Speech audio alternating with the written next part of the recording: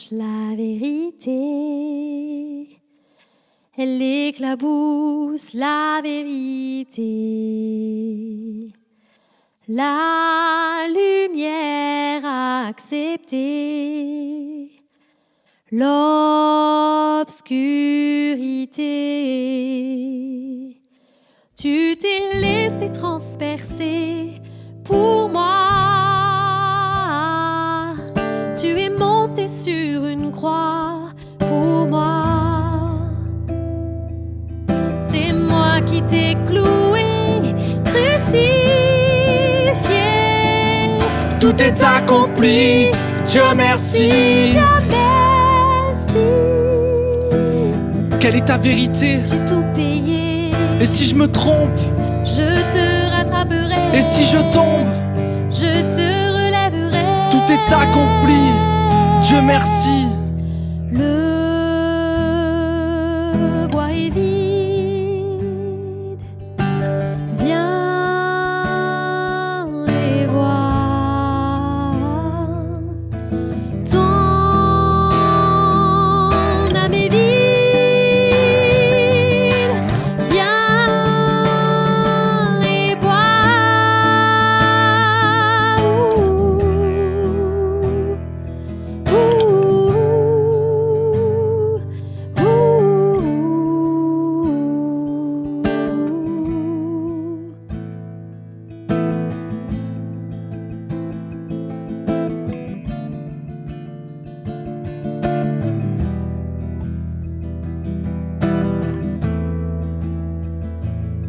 La mort a perdu son dard, la mort ne piquera plus, la mort est morte car l'amour l'a vaincue.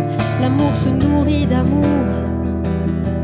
Je veux vivre comme si tu revenais ce jour. La mort a perdu son dard, la mort ne piquera plus, la mort est morte car l'amour l'a vaincue. L'amour se nourrit d'amour. Je veux vivre comme si tu revenais ce jour. La mort a perdu son dard, la mort ne piquera plus, la mort est morte car l'amour l'a vaincu. L'amour se nourrit d'amour.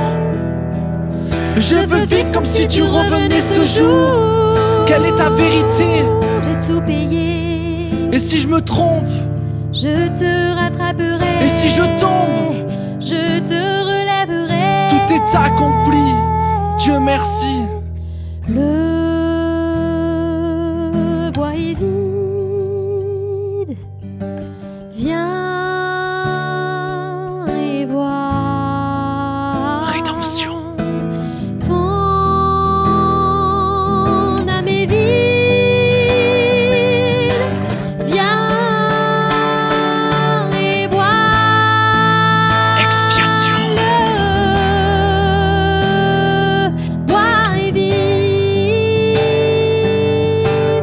Viens et bois. Ton âme est vide. Viens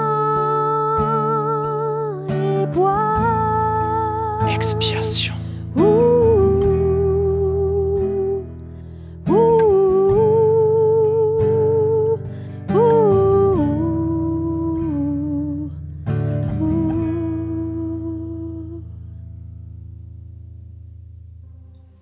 Un jour, Jésus priait à l'écart et ses disciples étaient avec lui.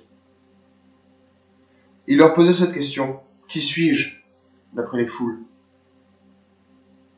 Ils répondirent: d'après les uns, Jean-Baptiste, d'après certains, Élie, d'après d'autres, un des prophètes d'autrefois qui est ressuscité. Et d'après vous, qui suis-je? leur demanda-t-il. Pierre répondit: le Messie de Dieu. Jésus leur recommanda sévèrement de ne le dire à personne.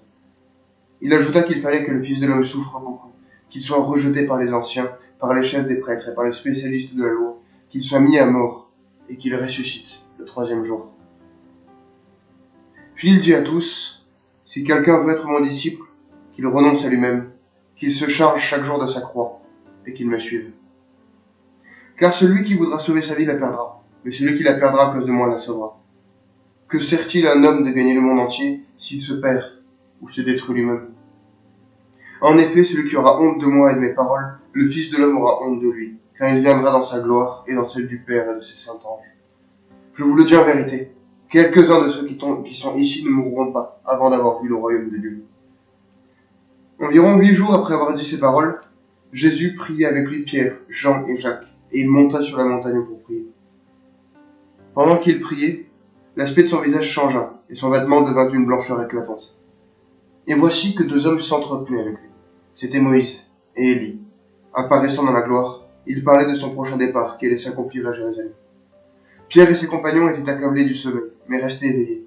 Ils virent la gloire de Jésus et les 2 hommes qui étaient avec lui. Au moment où ces hommes se séparaient de Jésus, Pierre lui dit, « Maître, il est bon que nous soyons ici. Faisons 3 abris, un pour toi, un pour Moïse et un pour Élie. » Il ne savait pas ce qu'il disait. Il parlait encore quand une nuée vint les couvrir. Les disciples furent saisis de frayeur en les voyant disparaître dans la nuée. Et de la nuée sortit une voix qui dit, « Celui-ci est mon fils bien-aimé. Écoutez-le. » Quand la voix se fit entendre, Jésus se retrouva seul. Les disciples gardèrent le silence et, à cette époque-là, ils ne racontèrent rien à personne de ce qu'ils avaient vu. Le lendemain, lorsqu'ils furent descendus de la montagne, une grande foule vint à la rencontre de Jésus. Alors, du milieu de la foule, un homme s'écria, « Maître, je t'en prie, jette le regard sur mon fils, car c'est mon fils unique. Un esprit s'empare de lui et tout à coup il pousse des cris. L'esprit le secoue violemment, le fait écumer et le quitte à grand-peine, après l'avoir tout brisé. J'ai prié tes disciples de le chasser, et ils n'ont pas pu. » Génération incrédule et perverse, répondit Jésus, jusqu'à quand serai-je avec vous, et devrais-je vous supporter? Amène ton fils ici. Tandis que l'enfant s'approchait, le démon le jeta par terre et le secoua violemment. Mais Jésus menaça l'esprit impur, guérit l'enfant et le rendit à son père. Tous furent frappés par la grandeur de Dieu. Alors que chacun s'émerveillait de tout ce que faisait Jésus, il dit à ses disciples, « Quant à vous, écoutez bien ceci. Le Fils de l'homme doit être livré entre les mains des hommes. » Cependant, ils ne comprenaient pas cette parole. Elle était voilée pour eux, afin qu'ils n'en saisissent pas le sens, et ils avaient peur de l'interroger à ce sujet. Ils eurent une discussion entre eux pour savoir lequel parmi eux était le plus grand. Jésus connaissait la pensée de leur cœur. Il prit un petit enfant, le plaça près de lui, et leur dit, « Celui qui accueille en mon nom ce petit enfant, c'est moi-même qui l'accueille. Et celui qui m'accueille, accueille celui qui m'a envoyé. En effet, celui qui est le plus petit parmi vous tous, c'est celui-là qui est grand. » Jean prit la parole et dit, « Maître, nous avons vu quelqu'un chasser des démons en ton nom, et nous l'en avons empêché, parce qu'il ne nous suit pas. » « Ne l'en empêchez pas, » lui répondit Jésus, « car celui qui n'est pas contre nous est pour nous. »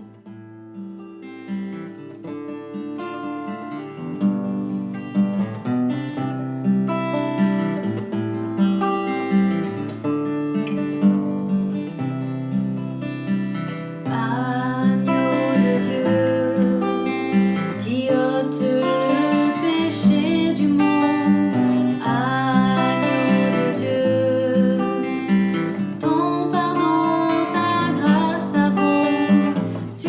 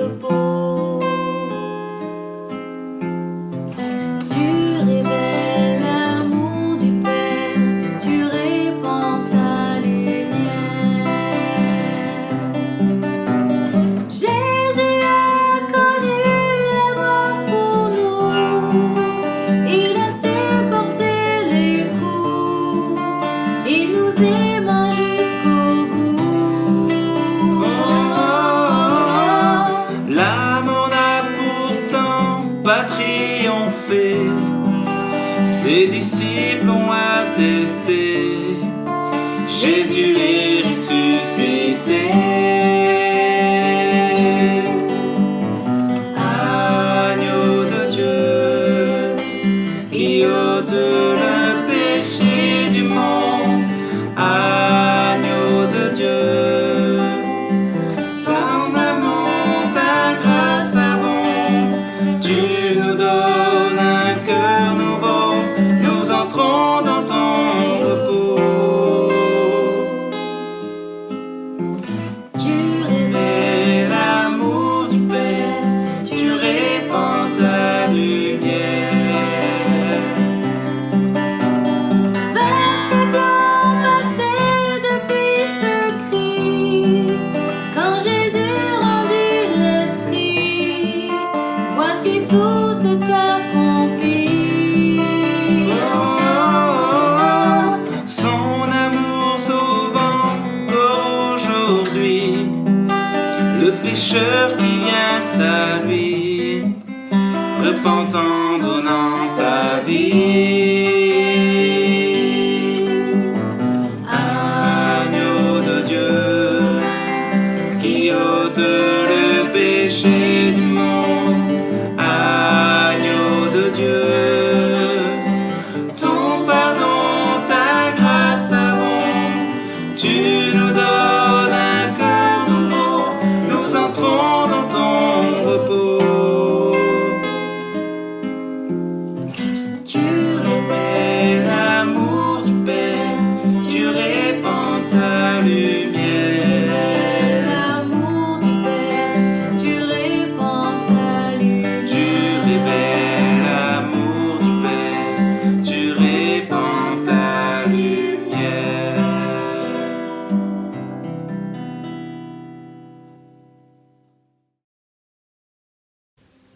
C'était juste avant la fête de la Pâque. Jésus savait que l'heure était venue pour lui de quitter ce monde pour aller auprès du Père. Il aimait les siens qui étaient dans le monde et il les aima jusqu'au bout. Jésus et ses disciples prenaient le repas du soir. Le diable avait déjà fait germer dans le cœur de Judas, fils de Simon l'Iscariote, l'idée de livrer Jésus. Jésus savait que le Père avait tout remis entre ses mains, que lui-même était venu de Dieu et qu'il retournait à Dieu. Il se lève de table, ôte son vêtement de dessus et prend une serviette dont il s'entoure la taille. Ensuite, il verse de l'eau dans une cuvette et se met à laver les pieds de ses disciples, puis à les essuyer avec la serviette dont il s'était ceint la taille. Il arrive à Simon-Pierre qui lui demanda « C'est toi, Seigneur, qui me laves les pieds ?» Jésus lui répondit « Tu ne saisis pas maintenant ce que je fais, mais tu comprendras plus tard. » Pierre lui répondit « Non, tu ne me laveras jamais les pieds. » Jésus continua « Si je ne te lave pas, tu ne partageras rien avec moi. » Simon-Pierre réplique « Alors Seigneur, ne me lave pas seulement les pieds, mais aussi les mains et la tête. » Jésus ajouta « La personne qui a pris un bain n'a plus besoin de se laver, sinon les pieds, car elle est entièrement propre. Vous êtes propres, vous, mais pas tous cependant. » En effet, Jésus savait qui allait le livrer. C'est pourquoi il dit « Vous n'êtes pas tous propres. » Après leur avoir lavé les pieds, Jésus reprit son vêtement, se remit à table et leur dit « Comprenez-vous ce que je vous ai fait? Vous m'appelez Maître et Seigneur, et vous avez raison, car je le suis. Si donc moi, le Seigneur et le Maître, je vous ai lavé les pieds, vous aussi, vous devez vous laver les pieds les uns aux autres. Je vous ai donné un exemple pour que vous agissiez comme je l'ai fait pour vous. Oui, je vous le déclare, c'est la vérité. Un serviteur n'est pas plus grand que son maître, tout comme un envoyé n'est pas plus grand que celui qui l'envoie. Maintenant que vous savez cela, vous serez heureux si vous le mettez en pratique. Je ne parle pas de vous tous, je connais ce que j'ai choisi. Mais il faut que cette parole de l'Écriture s'accomplisse. Celui avec qui je partageais mon pain s'est tourné contre moi. Je vous le dis déjà maintenant, avant que la chose arrive, afin que lorsqu'elle arrivera, vous croyiez que moi, je suis. Oui, je vous le déclare, c'est la vérité. Celui qui reçoit la personne que j'envoie me reçoit aussi. Et celui qui me reçoit celui qui m'a envoyé. Après ces mots, Jésus fut profondément troublé et annonça solennellement : Je vous le déclare, c'est la vérité, l'un de vous me livrera. Les disciples se regardaient les uns les autres sans savoir du tout de qui ils parlaient. L'un des disciples, celui que Jésus aimait, était placé tout à côté de Jésus. Simon-Pierre lui fait signe pour qu'il demande à Jésus de qui il parlait. Le disciple se penche alors tout près de Jésus et lui demande : « Seigneur, qui est-ce » Jésus répond : « Je vais tremper un morceau de pain dans le plat. Celui à qui je le donnerai, c'est lui. » Jésus prend un morceau de pain, le trempe dans le plat et le donne à Judas, fils de Simon l'Iscariote. Après que Judas eut pris le morceau, Satan entra en lui. Jésus lui dit : « Ce que tu es sur le point de faire, fais-le vite. » Aucun de ceux qui étaient à table ne comprit pourquoi il lui disait cela. Comme Judas tenait la bourse, plusieurs pensaient que Jésus lui demandait d'aller acheter ce dont ils avaient besoin pour la fête, ou de faire un don aux pauvres. Judas prit donc le morceau de pain et sortit aussitôt. Il faisait nuit. Après que Judas fut sorti, Jésus dit : « Maintenant la gloire du Fils de l'homme est révélée, et la gloire de Dieu se révèle en lui. Et si la gloire de Dieu se révèle en lui, Dieu aussi manifestera en lui-même la gloire du Fils, et il le fera très prochainement. Mes enfants, je ne suis avec vous que pour peu de temps encore. Vous me chercherez, et tout comme je l'ai dit aux autres Juifs, je vous le dis aussi maintenant, vous ne pouvez pas aller où je vais. Je vous donne un commandement nouveau. Aimez-vous les uns les autres. Il faut que vous vous aimiez les uns les autres comme je vous ai aimés. Si vous avez de l'amour les uns pour les autres, alors tous sauront que vous êtes mes disciples. Simon-Pierre lui demanda : « Seigneur, où vas-tu » Jésus lui répondit : « Là où je vais, tu ne peux pas me suivre maintenant, mais tu me suivras plus tard. » Pierre lui dit : « Seigneur, pourquoi ne puis-je pas te suivre maintenant ? Je donnerai ma vie pour toi. » Et Jésus reprit : « Tu donneras ta vie pour moi ? Eh bien, je te le déclare, c'est la vérité. Avant que le coq chante, tu m'auras renié 3 fois. » Tu es venu jusqu'à nous, quittant la gloire de ton ciel. Tu es venu nous servir, donnant ta vie pour nous sauver. Dieu Tout-Puissant, Roi serviteur, tu nous appelles tous à te suivre et à t'offrir nos corps en sacrifice. À toi l'honneur, Roi serviteur.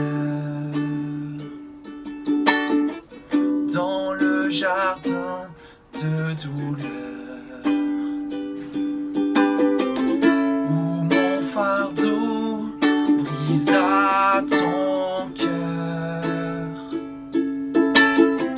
tu dis à Dieu dans ta paix, ta volonté et non la mienne.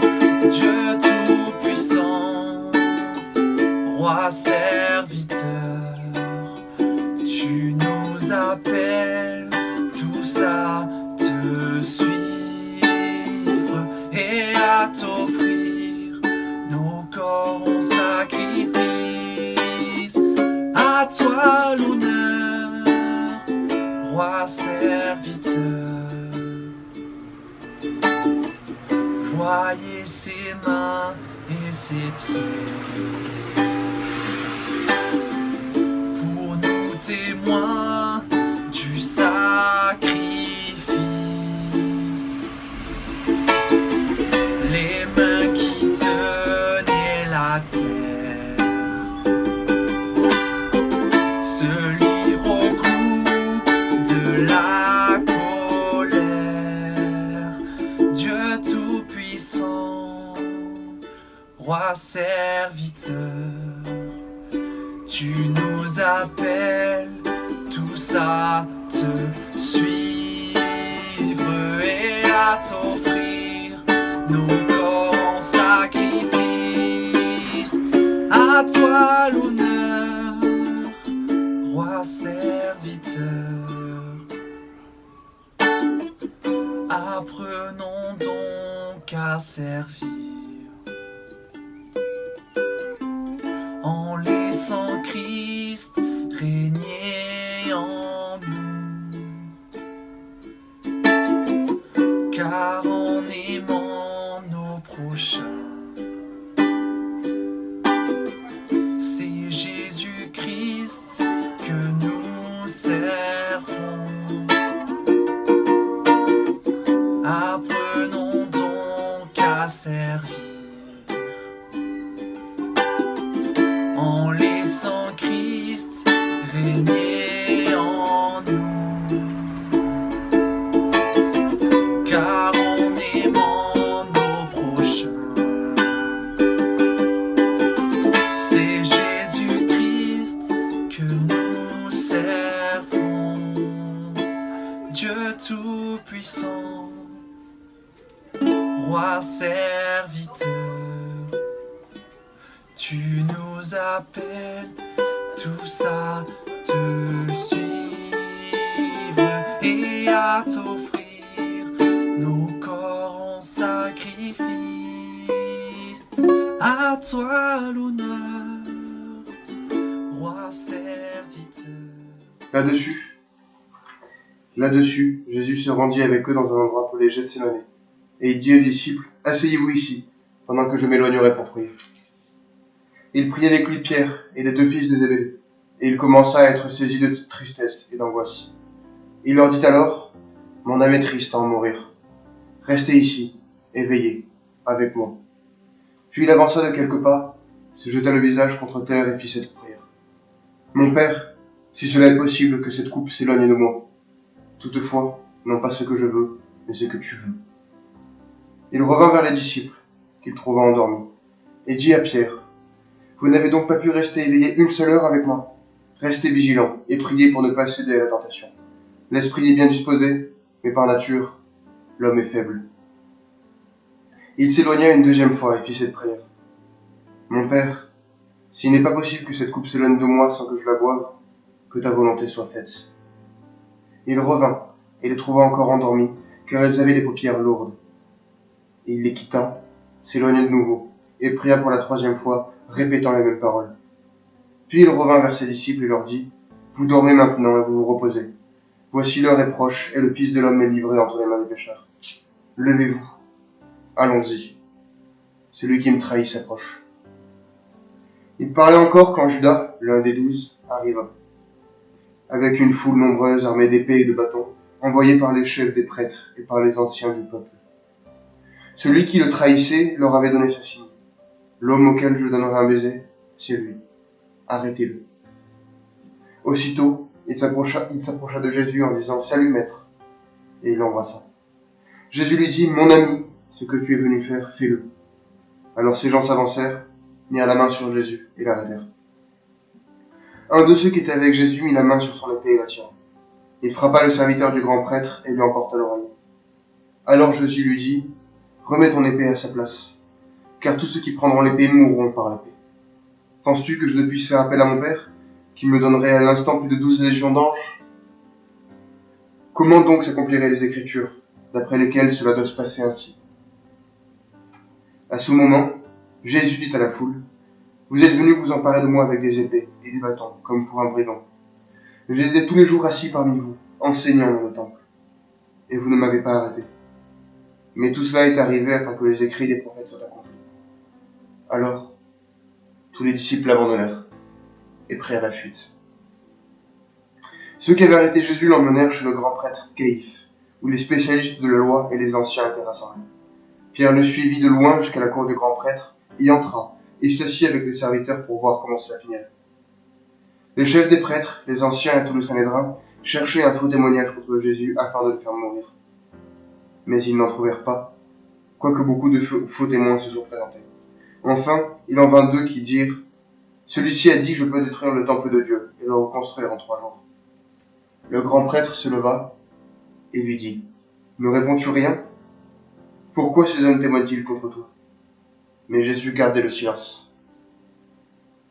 Le grand prêtre prit la parole et lui dit « Je t'adjure par le Dieu vivant de nous dire si tu es le Messie, le Fils de Dieu. » Jésus lui répondit « Tu l'as dit.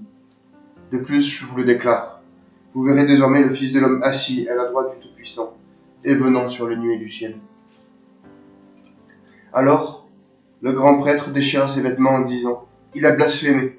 Qu'avons-nous encore besoin de témoins? Vous venez d'entendre son blasphème. Qu'en pensez-vous » Ils répondirent « Il mérite la mort. » Là-dessus, ils lui crachèrent au visage et le frappèrent à coups de poing. Certains lui donnaient des gifles en disant « Christ, prophétise-nous qui t'a frappé. » Or Pierre était assis dehors dans la cour.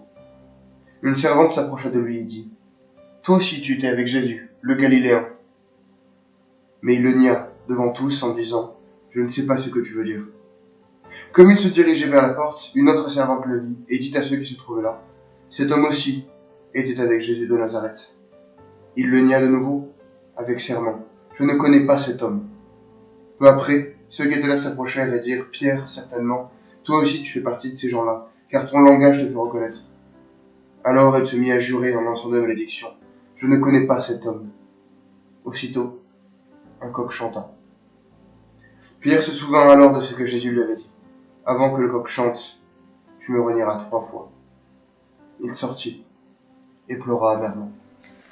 Luc chapitre 23, versets 26 à 49. Comme ils l'amenaient, ils prirent un certain Simon de Cyrène, qui revenait des champs, et ils le chargèrent de la croix pour qu'il la porte derrière Jésus. Il était suivi d'une grande multitude de gens, du peuple, et de femmes qui se frappaient la poitrine et se lamentaient sur lui. Jésus se tourna vers elle et dit « Fille de Jérusalem, ne pleurez pas sur moi, mais pleurez sur vous et sur vos enfants. Car voici des jours viendront où l'on dira « Heureuses les stériles, heureuses les entrailles qui n'ont point enfanté, et les mamelles qui n'ont point allaité. Alors ils se mettront à dire aux montagnes « Tombez sur nous, et aux collines, couvrez-nous. » Car si l'on fait ces choses au bois vert, qu'arrivera-t-il au bois sec? On conduisait en même temps 2 malfaiteurs, qui devaient être mis à mort avec Jésus. Lorsqu'ils furent arrivés au lieu appelé Crâne, ils le crucifièrent là, ainsi que les 2 malfaiteurs, l'un à droite, l'autre à gauche. Jésus dit « Père, pardonne-leur, car ils ne savent pas ce qu'ils font. » Ils se partagèrent ses vêtements, en tirant au sort. Le peuple se tenait là et regardait. Les magistrats se moquaient de Jésus, disant « Il a sauvé les autres, qu'il se sauve lui-même, s'il est le Christ, l'élu de Dieu. » Les soldats aussi se moquaient de lui, s'approchant de lui, présentant du vinaigre. Ils disaient « Si tu es le roi des Juifs, sauve-toi toi-même. » Il y avait au-dessus de lui cette inscription « Celui-ci est le roi des Juifs. » L'un des malfaiteurs crucifiés l'injuriait, disant « N'es-tu pas le Christ? Sauve-toi toi-même et sauve-nous. » Mais l'autre le reprenait et disait « Ne crains-tu pas Dieu, toi qui subis la même condamnation? Pour nous, c'est justice, car nous recevons ce qu'ont mérité nos crimes. Mais celui-ci n'a rien fait de mal. Et il dit à Jésus, « Souviens-toi de moi quand tu viendras dans ton règne. » Jésus lui répondit, « Je te le dis en vérité, aujourd'hui tu seras avec moi dans le paradis. » Il était déjà environ la 6e heure. Il y eut des ténèbres sur toute la terre jusqu'à la 9e heure. Le soleil s'obscurcit et le voile du temple se déchira par le milieu. Et Jésus s'écria d'une voix forte, « Père, je remets mon esprit entre tes mains. » Et en disant ces paroles, il expira. Le centenier, voyant ce qui était arrivé, glorifia Dieu et dit, « Certainement cet homme était juste. » Et tous ceux qui assistaient en foule à ce spectacle, après avoir vu ce qui était arrivé, s'en retournèrent, se frappant la poitrine. Tous ceux qui connaissaient Jésus, et les femmes qui l'avaient accompagné depuis la Galilée, se tenaient dans l'éloignement et regardaient ce qui se passait.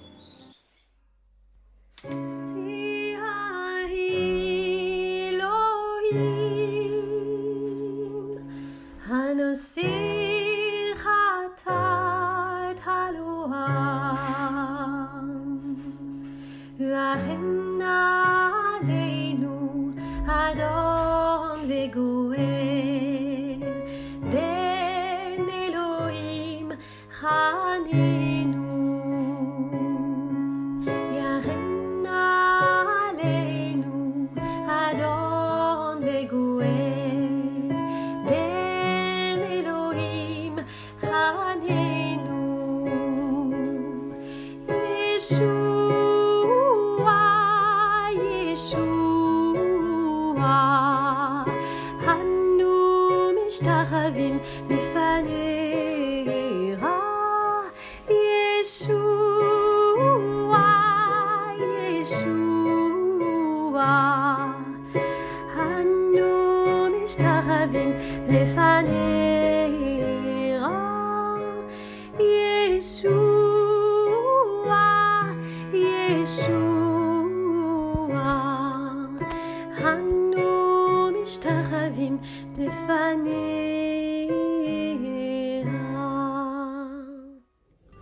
Merci à tous d'avoir regardé notre vidéo, on espère qu'elle vous a plu. N'hésitez pas à la partager, à vous abonner à la chaîne pour recevoir nos dernières nouveautés. Surtout, prenez soin de vous, restez bénis et à très vite.